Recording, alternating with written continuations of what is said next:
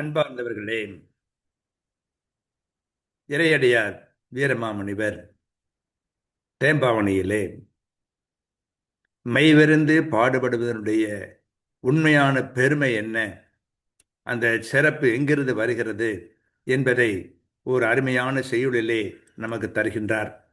இன்று நாம் அதனை பார்க்கவிருக்கின்றோம். புனிதர் சூசையப்பர் கடுமையாக உழைக்க வேண்டியவர்.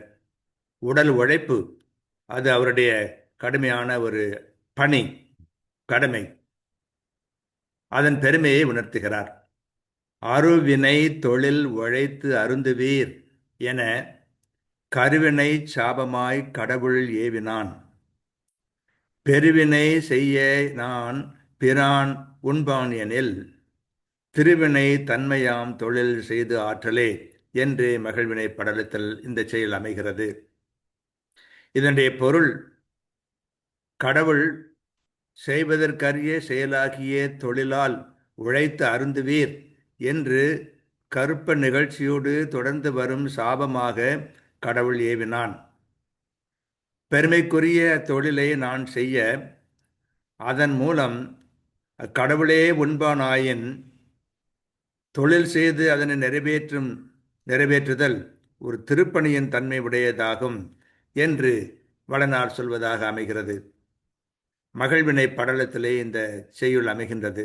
இதனுடைய கருத்து, உழைத்தே உண்பீர் என்பது பிறவி முதல் தொடரும் கடவுளின் சாபம். ஆனால் இறைமகன் எனது உழைப்பின் பயனால் உண்பான் அல்லவா? அப்படியாயின் உழைப்பும் திருப்பணிதானே என்று சூசை தேறுகிறார். அறிவினை தொழில் உழைத்து அருந்ததீர் என கருவினை சாபமாய் கடவுள் ஏவினான். பெருவினை செய்ய நான் பிரான் உண்பானனில் திருவினை தன்மையாம் தொழில் செய்து ஆற்றலே என்று கூறுவதை பார்க்கிறோம். என்னுடைய தொழில் மூலமாக இறைமகனே உண்பான் என்று சொன்னால் அது சிறப்பான தொழில் தானே, ஆசை பெற்ற தொழில் தானே, பெருமைக்குரிய தொழில் தானே.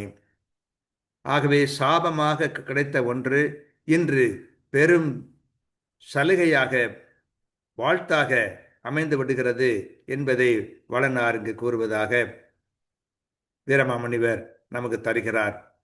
நம்முடைய உழைப்பு, அதற்கு உயர்வு உண்டு. உழைப்பே சிறப்பானது என்று உணர்ந்து கொண்டோம் என்று சொன்னால் நம்முடைய உழைப்பிலே நாம் மகிழ்வோம், பெருமை அடைவோம். வாழ்க.